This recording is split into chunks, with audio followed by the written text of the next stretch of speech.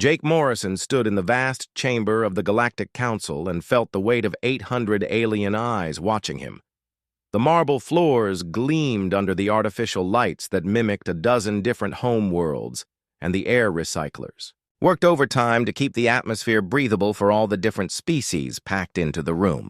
He held the formal document in his hands and read it again, even though he had memorized every word during the long walk from his quarters to this place. The paper was made from some fancy material that the Zenthari loved to use for important announcements, and it felt smooth and cold against his fingers. The writing was in perfect galactic standard, but the words still seemed impossible to believe. After 300 years of membership in the galactic community, the Council had voted to expel humanity from their ranks. The vote count was written in bold numbers at the bottom of the page. 847 in favor of expulsion, and only one abstention from the small trade world of Kalari. Captain Lisa Hayes stood beside him in her dress uniform with all the medals and ribbons that marked her as one of Earth's finest military officers. She kept her face calm and professional, but Jake could see the tiny muscle in her jaw twitching the way it always did when she was angry. Behind them sat Dr. Kevin Walsh, who had spent the last 20 years studying alien biology and had probably done more to advance interspecies medicine than any other human alive. His hands were folded in his lap, and he stared straight ahead at the council speaker's podium with the kind of look that meant he was thinking very hard about something. The charges against humanity were listed in neat paragraphs that someone had obviously spent a lot of time crafting. Excessive military preparedness was the first complaint, and Jake almost smiled at that one because he remembered all the times the council had asked for human ships when some crisis threatened their precious trade routes. The second charge was humanity's disturbing tendency toward individual heroism, which apparently made other species nervous because humans kept doing things that their own people would never attempt. The third and final charge was emotional volatility, which was a fancy way of saying that humans felt things too strongly and made decisions based on feelings instead of cold logic. Ambassador Korvax of the Zenthari hegemony rose from his seat and activated the translation device that would make his words understandable to every species in the chamber. His voice came out flat and mechanical through the speakers, but Jake could hear the satisfaction underneath the electronic processing. The Zenthari had never liked humans much, and had probably been pushing for this vote since the day Earth joined the Council. The formal expulsion would take effect in one standard galactic year, which gave humanity exactly 365 Earth days to withdraw from every colony world and space station beyond the Sol system. All trade agreements would be terminated, and all joint research projects would be suspended immediately. Human ships would no longer be welcome at council stations, and human citizens would lose their rights to travel freely through galactic space. The various ambassadors filed out of the chamber. Jake noticed that most of them avoided looking in his direction. A few of the younger delegates from species that had good relationships with Earth seemed uncomfortable with what had just happened, but none of them spoke up or offered any words of support. The Trilarian representative actually appeared relieved, and Jake made a mental note to remember that when the final accounting came due, only old Ambassador Thrix from Kalari approached their small group as the chamber emptied. The ancient alien moved slowly on his 4 legs, and his large eyes were wet with what might have been tears, or might have been some other kind of emotional response that humans didn't understand. His translator was old and glitchy, so his words came out in broken standard that was hard to follow, but the meaning was clear enough. Thrix told them this was a big mistake and asked if humans would go quiet now. He seemed to know something about what happened when humans went quiet, that the other council members had forgotten or never learned in the first place. Jake simply nodded because there wasn't much else to say, and because he was thinking about all the things that the council didn't know about what humanity had been doing for the past 3 centuries. Lisa Hayes noticed that Jake's hands were shaking slightly as he folded the expulsion notice and slipped it into his jacket pocket.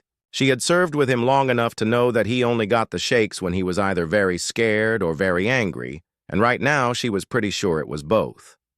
Dr. Walsh finally stood up and straightened his civilian clothes and looked around the empty chamber one last time before following them toward the exit. The walk back to the human quarters was long and silent, and Jake used the time to think about all the messages he would need to send and all the preparations that would need to be made. The council thought they were solving a problem by getting rid of the troublesome humans, but they had no idea what kind of problem they were actually creating for themselves. 6 months after the council's decision, the evacuation was nearly complete, and Admiral Roy Bennett stood on the observation deck of the orbital station above New Geneva, watching the last transport ships prepare for departure. The planet below had been humanity's crown jewel outside the Sol system, with its blue oceans and green continents that reminded everyone of Earth in its younger days. Now the cities were dark, and the spaceports were empty, except for the final cleanup crews who were making sure nothing useful got left behind. The speed of the withdrawal had surprised even the council observers who had been sent to monitor the evacuation process. Human efficiency was legendary throughout the galaxy, but this operation exceeded all previous examples of their organizational abilities. Every piece of equipment was cataloged and packed with military precision, and every database was either transferred to portable storage or completely wiped clean, according to strict protocols that someone had obviously planned out long before. The expulsion order arrived. Commander Amy Foster monitored the communication arrays from her station in the primary control center and watched as the signals went dark one by one across the galaxy. Research stations that had been broadcasting scientific data for decades suddenly went silent, and military outposts that had maintained regular contact with Council defense networks simply stopped responding to all attempts at communication. The pattern was the same everywhere as humans methodically shut down their presence in galactic civilization. President Susan Carter had addressed the nation from the White House 3 days earlier, and her words were still being broadcast on emergency frequencies throughout human space. Her speech was short and simple and contained no anger or bitterness despite what had happened. She told humanity to leave with dignity and to show the galaxy what grace looked like, even in the face of rejection. The recording played on loop in every human facility as the evacuation continued, and her calm voice seemed to give people strength during the difficult process of abandoning everything they had built. Bennett remembered the early days when humans first reached the stars and found a galaxy full of wonders and dangers that no one on Earth had ever imagined. The Council had welcomed them at first because humanity brought new ideas and fresh perspectives to problems that had seemed impossible to solve. Human scientists made breakthrough discoveries, and human engineers built things that other species said couldn't be done, and human soldiers fought in wars that protected worlds they had never seen. But somewhere along the way, the relationship had soured, and fear had replaced wonder in the minds of the Council members. They started to see human adaptability as unpredictability, and human courage as recklessness, and human emotion as a dangerous flaw that threatened the stability of their carefully ordered civilization. The charges in the expulsion order had been building for years in council debates and private conversations until finally someone decided that the galaxy would be safer without humans in it. The irony was not lost on Bennett as he watched the evacuation proceed with the same military precision that the Council claimed to fear. Every human colony was evacuated according to detailed plans that had been prepared and updated regularly by people who understood that someday they might need to leave quickly. Personal belongings were abandoned, but every piece of technology was either taken or destroyed to prevent it from falling into the wrong hands. Foster's reports from the communication center painted a picture of systematic withdrawal that was almost artistic in its completeness. Not a single human voice remained on any of the frequencies that connected the civilized galaxy, and not a single human ship continued to follow the trade routes that had carried Earth's products to distant markets for 3 centuries. Even the Informal networks that connected researchers and academics across species lines had gone silent on the human end, as if someone had thrown a switch and disconnected Earth from the rest of the universe. The Council had expected protests and angry messages and desperate attempts to negotiate some kind of compromise that would allow humans to maintain at least limited access to galactic civilization. Instead, they received nothing but silence that grew deeper and more complete with each passing day.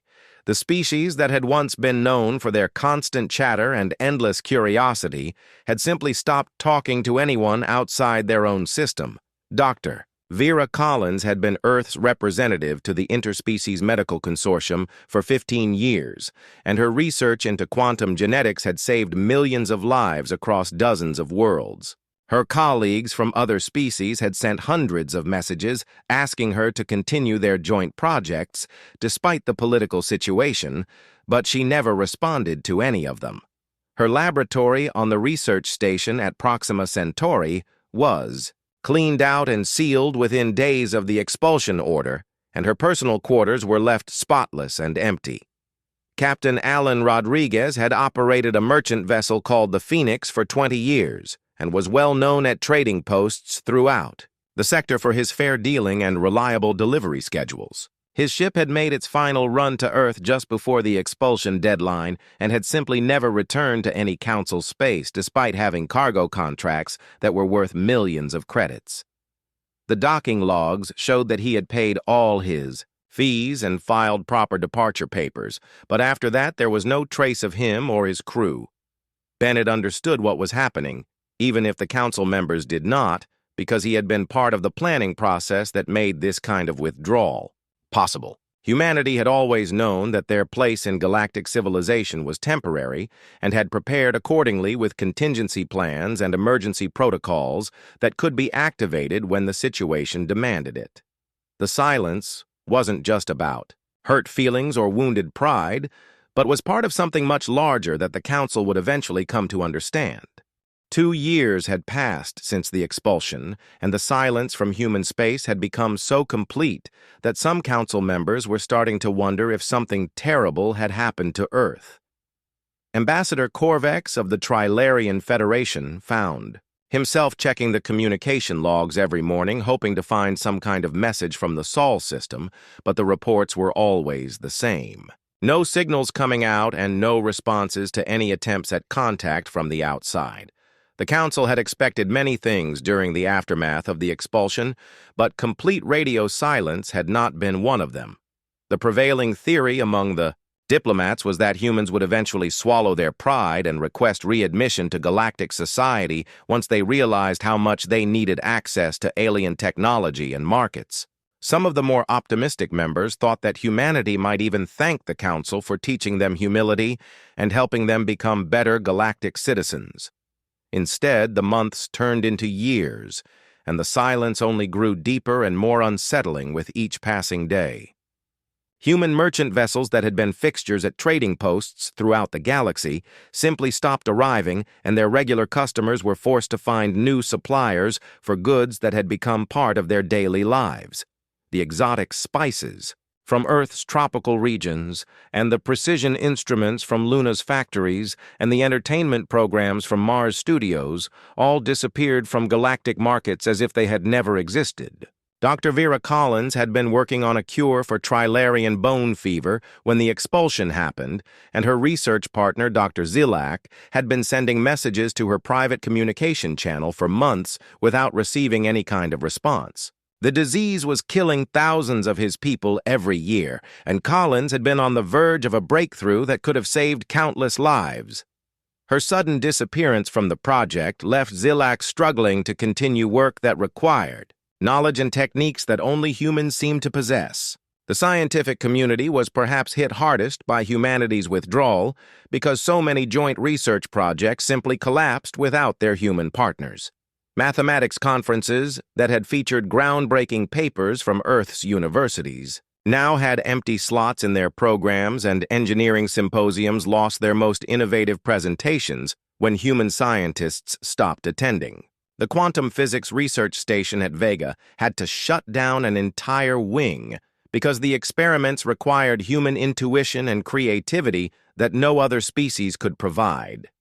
Captain Helen Brooks commanded a council survey ship called the Meridian and had been friends with several human officers over the years, but her attempts to contact them through unofficial channels met with the same silence that frustrated everyone else. Her former colleague, Captain Rodriguez, had been like a brother to her during their time serving together on the Frontier Patrol, but even their private friendship couldn't penetrate the wall of silence that now surrounded human space.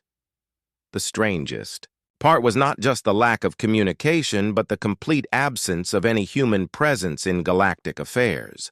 Trade negotiations that had once included Earth's representatives now proceeded without any input from humanity's perspective, and military planning sessions that had relied on human tactical expertise struggled to fill the gaps left by their withdrawal. It was as if an entire civilization had decided to forget that the rest of the galaxy existed. Ambassador Thrix from Kalari was one of the few council members who seemed genuinely worried about the situation, and he had been asking uncomfortable questions during the weekly sessions.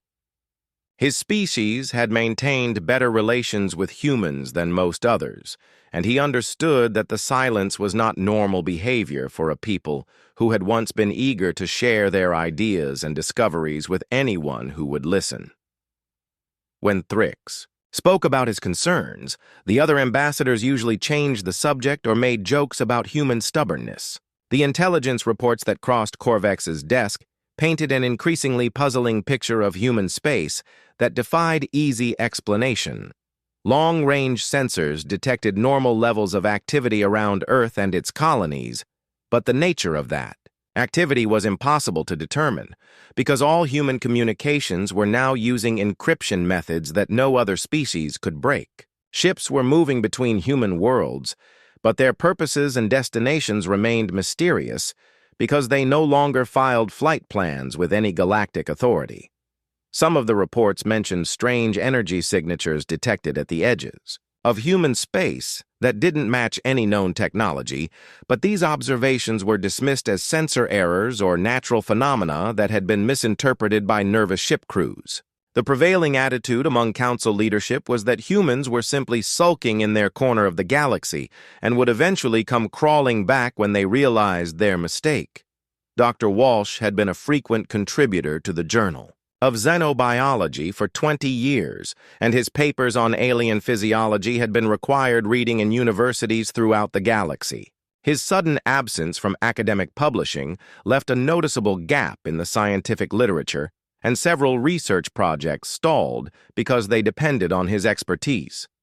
His colleagues sent messages to his last known address, but received only automated responses saying that Dr. Walsh was unavailable and would not be returning to his previous work. The economic impact of humanity's withdrawal was beginning to show up in quarterly reports as entire industries struggled to replace human suppliers and partners. The entertainment sector was particularly hard hit because human creativity and storytelling abilities had made Earth's cultural exports extremely popular throughout the galaxy. The sudden disappearance of human movies and music and literature created a void that other species found difficult to fill with their own productions. Korvex found himself staying late in his office, reviewing intelligence summaries and trying to piece together some kind of coherent picture of what humanity was doing in their self-imposed isolation. The data suggested increased industrial activity and expanded military construction, but the purposes behind these developments remained unclear because humans had stopped sharing information about their internal affairs with anyone outside their own system. The first reports came from the frontier regions where exploration vessels encountered phenomena that their crews struggled to explain in their official logs.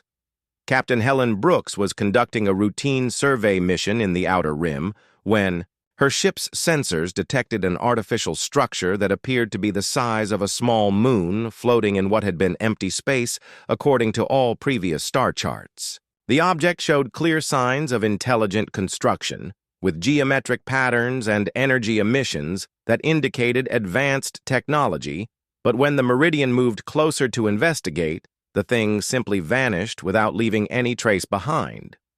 Brooks spent 3 days searching the area with every sensor array on her ship, but found nothing except empty vacuum and a faint energy signature that none of her science officers could identify. The computer logs confirmed that something massive had been there, because the gravitational sensors had detected its presence, and the visual recordings showed a dark shape against the stars that was clearly artificial in origin. When she filed her report with Council headquarters, the response was polite skepticism and suggestions that her crew had experienced some kind of shared hallucination. Similar incidents began happening throughout the galaxy with increasing frequency as survey. Ships and merchant vessels encountered impossible things that challenged everything the Council thought they knew about physics and engineering.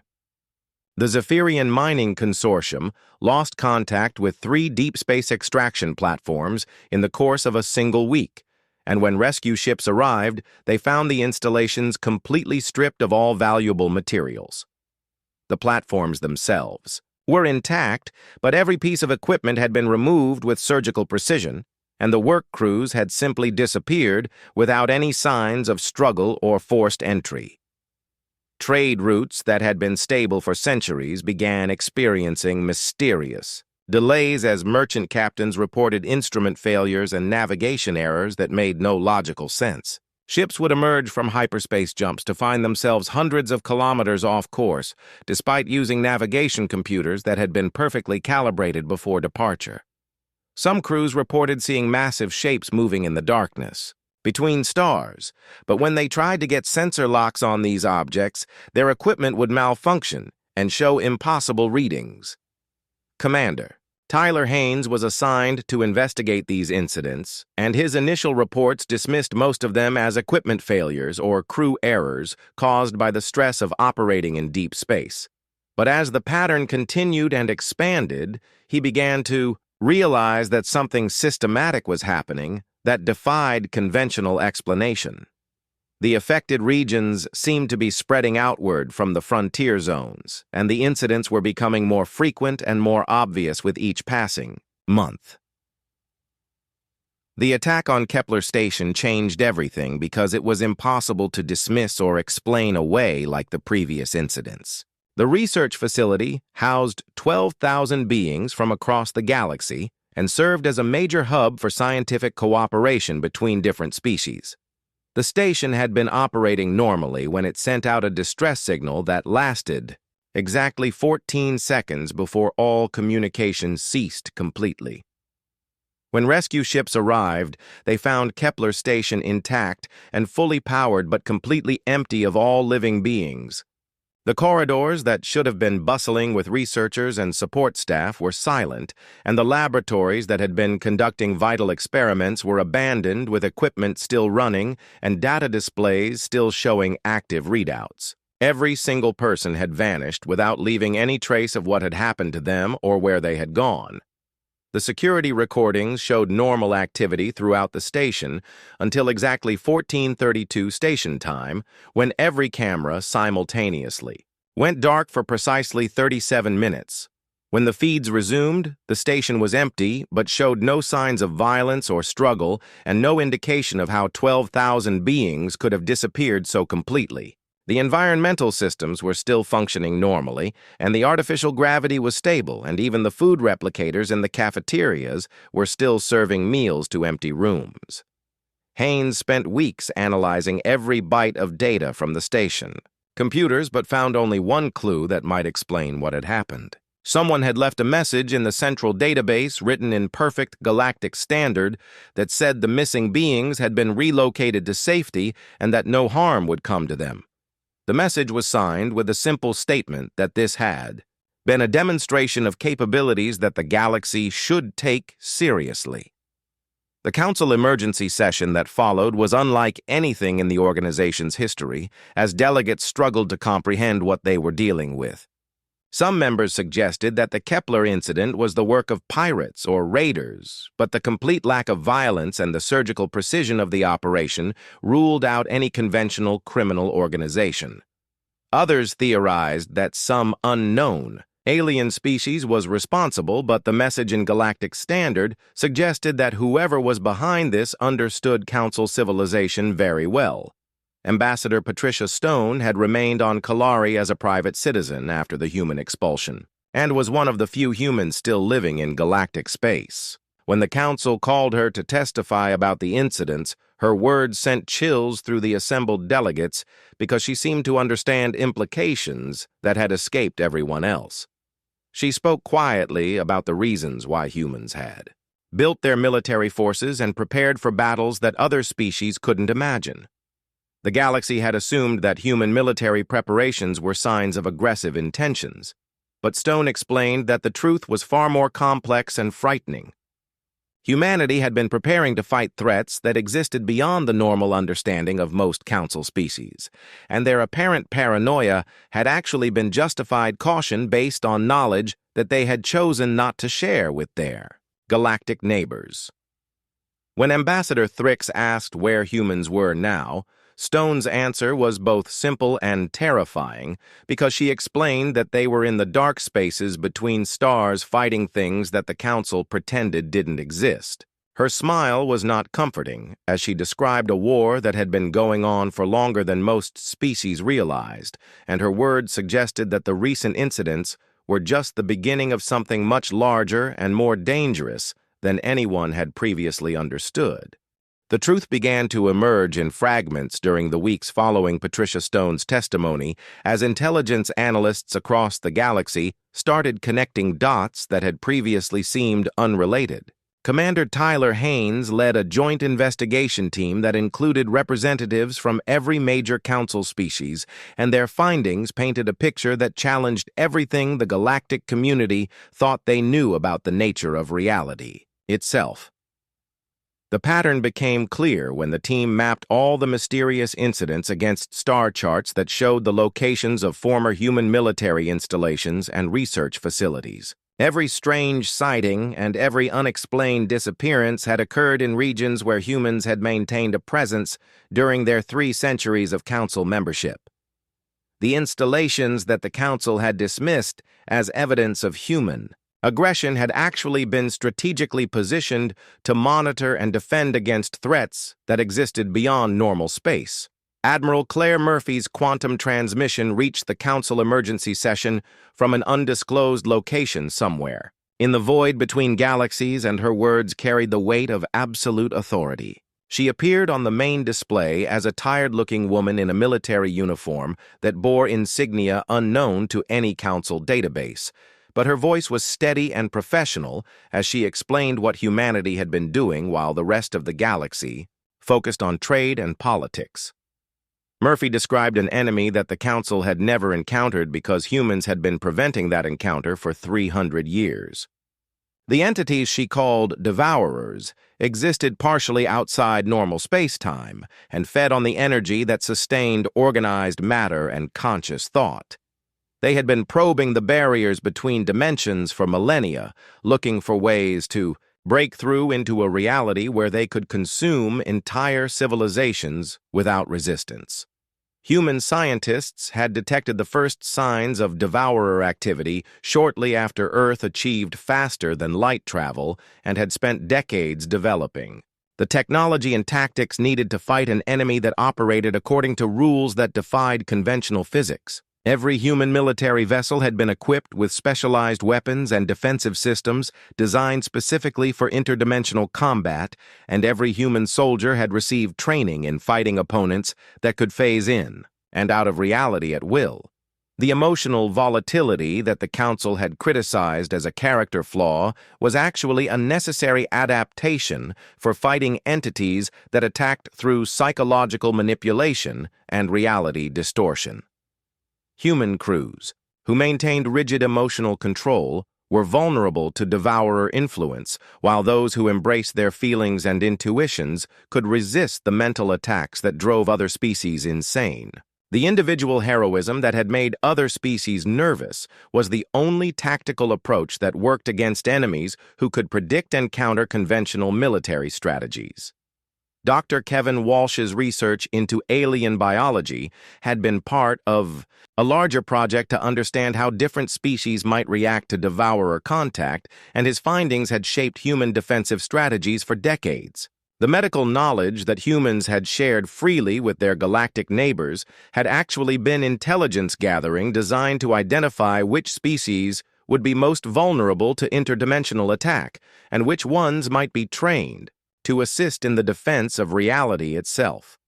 The network of human installations that had protected the galaxy was vast and sophisticated beyond anything the Council had imagined, because it existed primarily in dimensions that normal sensors couldn't detect. The bases and monitoring stations that aliens could see were just the visible portions of a defensive grid that extended through multiple layers of space-time and required constant maintenance by crews who spent years at a time in realms where physics worked differently than in normal space.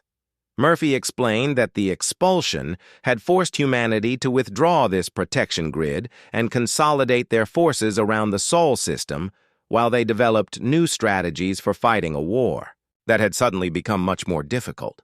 The disappearances and strange phenomena that had been plaguing the galaxy were signs that the Devourers were testing the weakened defenses and probing for entry points that had previously been sealed by human technology. The 12,000 beings who had vanished from Kepler Station had been relocated to a secure facility in human space, where they were being protected from Devourer influence that would have consumed their minds and souls. The operation had been carried out by human special forces teams using technology that allowed them to phase through normal matter and extract large numbers of people without causing panic or revealing the true nature of the threat they faced. General Brad Norton's final transmission was broadcast on all frequencies throughout the galaxy, and his message was both a warning and an ultimatum that left no room for misunderstanding. He explained that humanity would continue fighting the Devourers because that was what humans did when faced with extinction-level threats, but they would no longer sacrifice their lives to protect a galactic civilization that had rejected their protection and dismissed their warnings. The war that was coming would be fought on multiple fronts across dimensions that most Council species couldn't even perceive, and the outcome would determine whether organized reality survived the next century. Humans had the weapons and the knowledge needed to win this conflict, but they would fight it on their own terms and for their own reasons rather than as unpaid guardians of an ungrateful galaxy. Norton provided coordinates for a meeting point in neutral space where Council representatives could come to learn more about the threats they faced and the sacrifices that would be required to survive them. The transmission ended with a simple statement that humanity would decide after the war whether the rest of the galaxy deserved to share in the peace that human blood would purchase. Ambassador Thrix was the only Council member brave enough to accept the invitation and travel to the coordinates that Norton had provided. What he found there was a space station the size of a planet, surrounded by ships and structures that defied every law of physics he thought he understood. The single photograph he brought back showed a human soldier standing guard at an observation post, while watching a sky filled with things that should not have been able to exist in any rational universe. Ambassador Thrix returned from his journey to human space as a changed being, and his report to the Emergency Council session was delivered in a voice that trembled with emotions that his species rarely displayed in public. The photograph he placed on the central display showed a human soldier in armor that seemed to shift and flow like liquid metal, while energy weapons that violated several fundamental laws of physics hung from mounting points on his back. Behind him stretched a view of space that was wrong in ways that hurt to contemplate because it contained geometries and colors that should not have existed in any rational universe. The station where Thrix had been taken was larger than most moons, and built from materials that his science team couldn't identify despite running every test their equipment allowed. Human engineers had somehow constructed a facility that existed simultaneously in multiple dimensions while maintaining structural integrity across realities that operated according to completely different rules. The docking bays alone were marvels of engineering that made Council technology look primitive by comparison. During his 3-day visit, Thrix had been shown weapon systems that could target enemies existing in parallel dimensions and shield generators that protected entire sectors of space from incursions that would have driven normal crews insane within minutes of exposure. The humans who operated this equipment moved with the casual confidence of people who had been fighting impossible battles for so long that miracles had become routine parts of their daily existence. Captain Lisa Hayes had served as his guide during the tour, and her explanations painted a picture of warfare that existed on scales both vast and intimate beyond anything the Council had previously imagined. She showed him tactical displays that tracked enemy movements across 17 different layers of reality, while human commanders coordinated defensive actions that spanned light years and required timing measured in nanoseconds to prevent catastrophic failures. The devourers that humanity fought were not merely another hostile alien species, but something far more fundamental and terrifying because they represented entropy itself, given consciousness and purpose. They consumed the organizing principles that allowed matter and energy to form stable patterns, and their ultimate goal was the reduction of all existence to formless chaos that would satisfy their endless hunger for destruction. Hayes explained that human research had identified the devourers as refugees from a previous universe that had collapsed under the weight of their feeding, and they had been searching for new realities to consume ever since their original home had been reduced to nothing. The barriers between dimensions were all that prevented them from flooding into normal space and beginning a feeding frenzy that would destroy every civilization in the galaxy within a matter of decades. The mathematical models that human scientists had developed showed that the devourer threat followed predictable patterns and that certain regions of space were more vulnerable to incursion than others based on factors that involved quantum mechanics and probability theory that stretched the limits of current understanding. The defensive grid that humanity had maintained for 3 centuries had been positioned to reinforce the weakest points in reality's structure and prevent small incursions from becoming large-scale invasions. Dr. Kevin Walsh appeared via holographic projection to explain the biological aspects of the threat, and his research had revealed that exposure to devourer influence caused progressive changes in brain chemistry that eventually led to complete mental breakdown in most species. Humans had developed psychological techniques and medical treatments that provided some protection against these effects, but the process required constant vigilance and regular mental conditioning that was exhausting even for trained soldiers. The withdrawal of human protection had created gaps in the defensive grid that the devourers were already beginning to exploit, and the incidents that had been plaguing the galaxy were just the beginning of a much larger campaign. The entities were testing Council defenses and gathering intelligence about species that they had never encountered before, while looking for weaknesses that could be exploited during a full-scale assault.